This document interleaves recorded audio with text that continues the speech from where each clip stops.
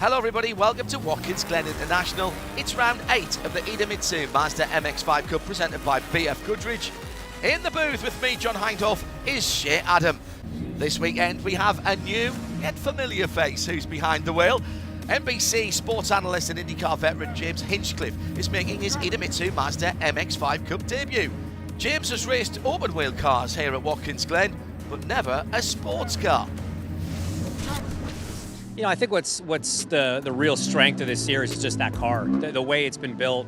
It's such a great race car. It's forgiving in a way, but it also rewards good habits. So it's a great training tool for young drivers. It's a great race car for, you know, maybe older drivers that want to get into motorsports.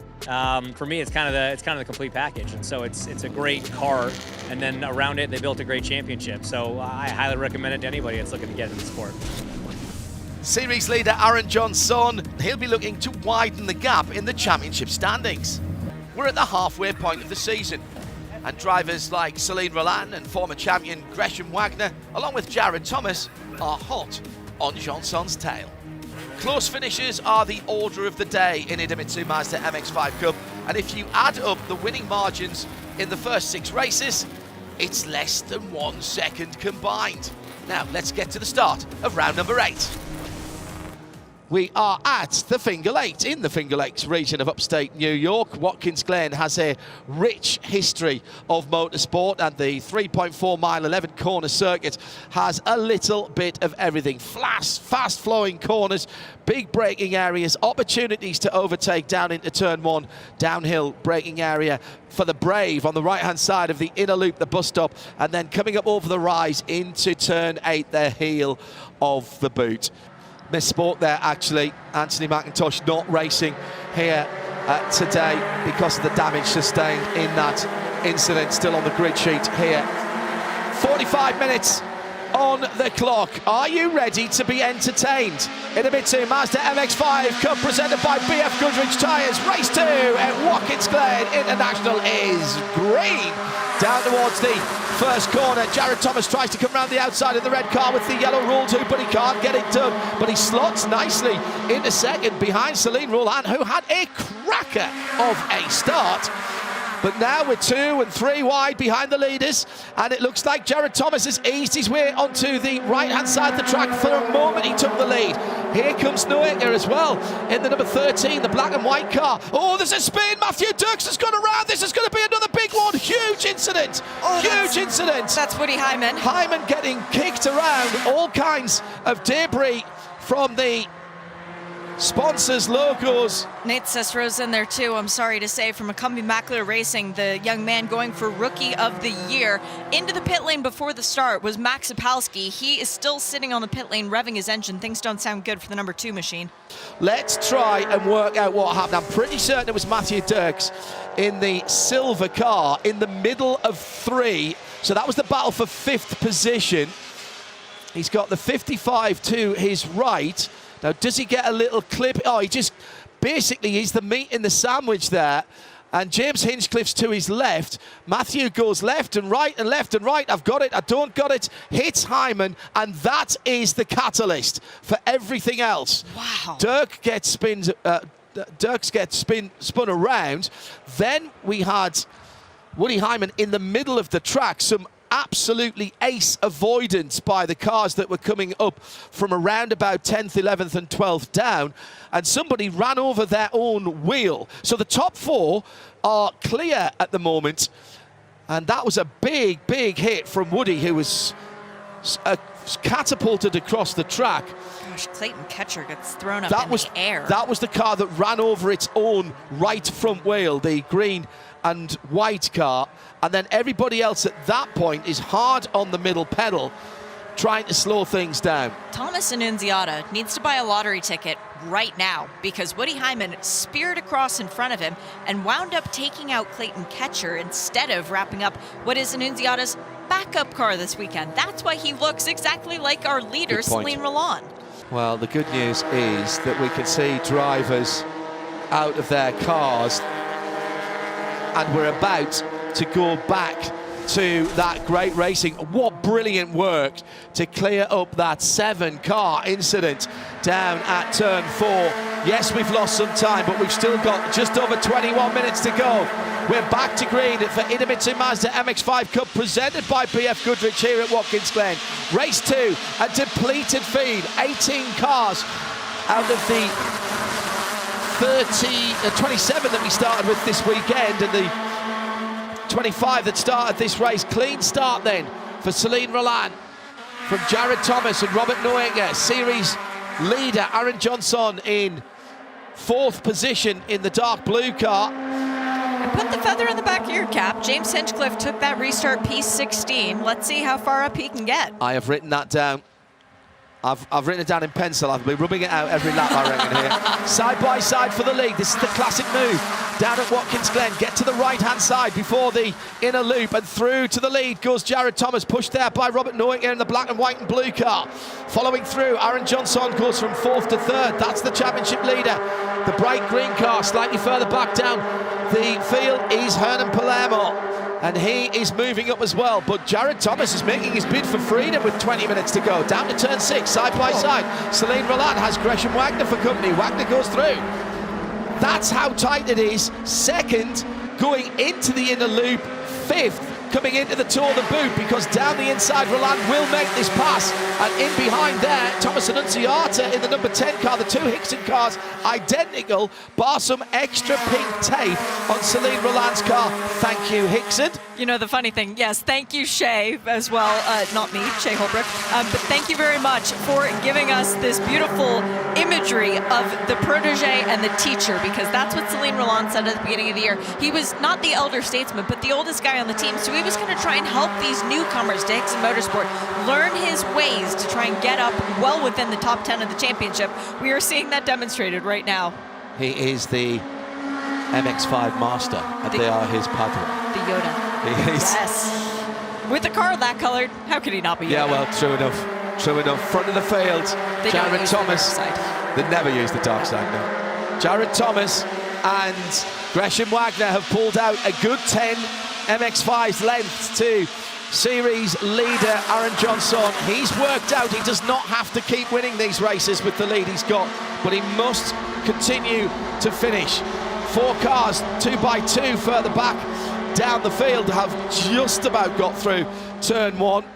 And in there, we minded that James Hinchcliffe went to the back after having to have some bodywork pulled off the JTR Motorsports. He's now up to 13th, and he's right with James Hiyoshi.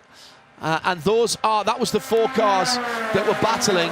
It was Hinch, Hiyoshi, Opalski, and Heather Hadley, all pretty much together towards the back of that group. Oh. Big slide for 1st and 2nd. The red car of Jared Thomas just about held onto it. They both went through the middle part of the inner loop far too quickly, and Gresham Wagner went grass cutting. Tony Cannan's Lawn Care Services has a new recruit. They already hired him for yesterday's work when he was going into the bus stop with 3.5 wheels on the grass. Now he's gone through the bus stop with 4 wheels on the grass. Gresham, come on, buddy, you've already earned your spot with Tony. You don't have to push it even further. I'll tell you what, that was absolutely on the limit driving from Jared Thomas. So much on the limit that Gresham Wagner could not follow him through. A big intake of breath from both Shay and I here, because that was very tight indeed. And here's the battle for the lead, and again Jared Thomas picks the right-hand line, but round the outside in an audacious manoeuvre. Gresham Wagner, can he hold on to it on the exit? He's right on the curb. Here's Noaker coming through, taking the opportunity. Then Selin Rollan in the multicoloured 87 Hixon car. Then the dark blue 24 of Aaron Johnson. Behind that, it's Thomas Annunziata and Jonathan Neudorf. That's your top 7. Absolutely together down into turn 6, and a new race leader, Gresham Wagner, back to the front of the field. Okay, Jared led 5 laps, Selin led 7, Gresham leading this one. This is going to help Selin Rollan, because it's 1 fewer lap that then Jared Thomas can potentially take the 10 points away. Across the line with 8 minutes and 8 seconds to go. Down the inside, Jared Thomas. That's the way to make the pass at turn 1. Noaker couldn't get that done a couple of laps ago, and Thomas stays on the defensive line to the right-hand side of the circuit as they come into turn 2. Slightly stacks up the top 4 cars.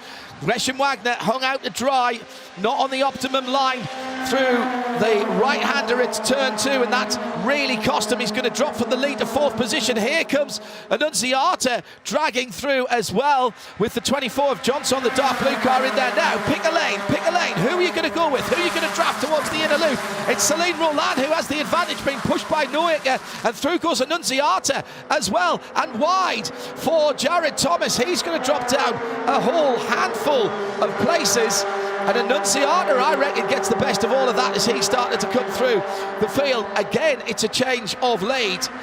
That is phenomenal racing. Annunziata up to 3rd ahead of Gresham Wagner in 4th. Well, we've been told 2 to go at the end. 2 to go, yes, was at the start of that, so we see the white flag this time. Don't confuse yourself, Hindhoff. Oh, sorry, second fastest is Aaron Johnson. I read the wrong line there. Right, into the last lap, 3.4 miles. We have 2 Hixon cars with Selin Rollan already with the 10 bonus points for leading the most laps. And pole position. And pole position, that's another 10 points. Thomas Annunziata, the man from New Jersey. This probably his closest track. Sitting in 2nd, they've got a good gap here. They may not have to split. Now, I think they'll stay together here at the top and try and drag away. This is team racing at its absolute best. But look at the train coming. Gresham Wagner has got 4 cars. Pull the whistle, here they come. Choo-choo. My goodness, he's going to have to go the long way round. Surely he can't get both of those Hixon cars. He might squeeze his way into 2nd. He will squeeze his way into 2nd. So he's got one more opportunity for the lead if he can get up behind. Off goes our championship leader, the 24, the dark blue Aaron Johnson car. He's dropped down a couple of positions but holds on to 6th, and he's got a grandstand view of this battle for the lead. 5 cars now for 3 steps on the podium. Jared Thomas up the inside of Robert Noaker, the red car on the mostly white machine. And every step further is another $1,000 in your pocket. That's why these guys are battling so hard right now. And points for the championship, $250,000, excuse me, for the championship leader. Noaker's not finished. He wants that 3rd position on the box. The battle for 3rd now has allowed the first 2 to get away. It's Selin Rollan versus Gresham Wagner for the win. Down to the heel of the boot, and it's on. They are absolutely together. Noaker, along with Annunziata and Jared Thomas, none of them stayed on the track there. No. I think Annunziata was so far off, he had to show his pass to get back in again. At the front of the field, it's not over for the win either. Gresham Wagner goes right out onto the dirt to try and straighten out turn 10. Side by side racing, Annunziata and Jared Thomas with wheels almost locking into the final corner for the final time. The checkered flag awaits. Selin Rollan is going to pull, pulls across. That's a little bit naughty. He defended coming out the final corner and didn't give racing room to the 2nd place car. Gresham Wagner 0.062 of a second away in 2nd. That's how we do it in MX-5 racing. A great late surge from Gresham Wagner, but Selin Rollan held him off to take the checkered flag by 0.062 of a second. Let's get down to Victory Circle and hear from our winner. Unfortunately, we got in a crash yesterday, so it wasn't the best result. Still finished the race, but we worked till almost 1 a.m. last night, and I was sitting in the car getting in the setup pads, but the crew were the real heroes last night. So thanks to them, thanks to Austin Hatcher for the support, my family for being here. It's just a great honor to be back in the winner's circle, especially with a car that doesn't look very straight, but it drove great. The setup, we really put a lot of effort into that. So really happy to get the first win, hoping to keep this momentum, and just happy to be back in #1. That's Selin Rollan's first win in over a year. Congratulations to him and the entire Hixon Motor Sport team. As we leave Watkins Glen, here's the point standings. Aaron Johnson staying at the top. He's now got a 190-point lead over Selin Rollan, who's jumped up to 2nd after a cracking weekend. Jared Thomas is in 3rd. Rookie Thomas Annunziata in 4th. Sam Paley rounds out the top 5. Rounds 9 and 10 of the Idemitsu Mazda MX-5 Cup, presented by BFGoodrich, will be at Road America on August the 4th and 5th. I'm John Hindhoff. On behalf of Shea Adam, thanks for being with us. We'll see you there. This copyrighted telecast may not be reproduced, retransmitted, or used in any form without the authorized written consent of the International Motorsports Association. We would like to thank all of our loyal fans for your continued support, and we hope you enjoyed today's broadcast.